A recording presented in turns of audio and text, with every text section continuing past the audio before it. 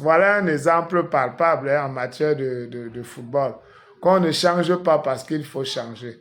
Que le mauvais changement n'amène qu'à la chute et au désespoir.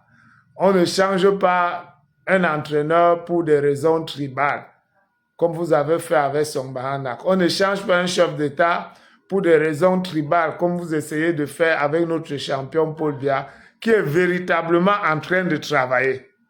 Le Cameroun est à la porte de l'émergence. Il a commencé à travailler à partir de 2019, parce que c'est en 2019 que les accords ont pris fin.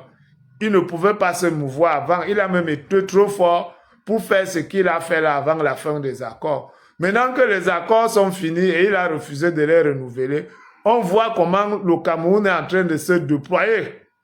On voit comment nous vendons le cacao, qu'on vendait le kilo de cacao qui coûtait 1500, maintenant c'est à 6000. On voit comment on est en train de construire une usine à Limbe là-bas pour pouvoir raffiner notre propre pétrole et le vendre à l'extérieur. Regardez le port de Douala qui a une autre physionomie maintenant depuis que Bolloré n'est plus là-bas. Regardez la Sonel qui a été nationalisée. On n'assiste plus aux coupures d'électricité. Il n'y a pratiquement plus les coupures d'électricité. C'est rare. Si on coupe ce trop pour 1 ou 2 minutes. Parce qu'avant, les Occidentaux qui avaient notre société d'électricité préféraient vendre le courant ailleurs. C'est ce qui restait qu'ils donnaient maintenant pour la consommation nationale. Maintenant, on donne la majorité de l'énergie pour la consommation nationale. Maintenant qu'on a nationalisé ça, c'est ce qui reste qu'on vend ailleurs. Vous voyez qu'il n'y a plus de problème. Voilà le port de Kribi. Il y a des avancées qui sont en train d'être faites. Et vous voulez le changer comme vous avez changé son, qui nous a qualifiés. Il nous a qualifiés à 2 compétitions internationales.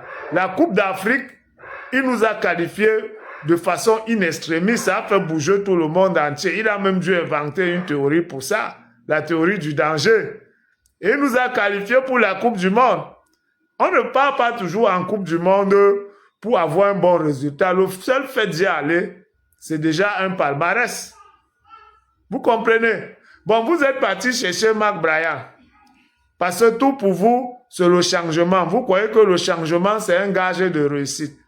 Alors qu'à 80%, même le changement, c'est un gage d'échec. Parce que vaut mieux un diable que tu connais qu'un ange que tu ne connais pas. Voilà votre changement là. Est-ce qu'il a fait mieux que son? Son a fait 10 fois mieux que lui. C'est pour ça que je vois certains illuminés en politique ici.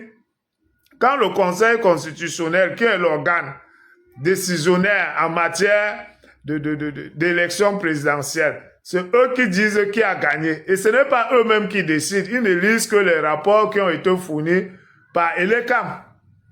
Parce que certains gens parlent comme si c'est le Conseil constitutionnel qui décide qui a gagné les élections. Eux, ils proclament.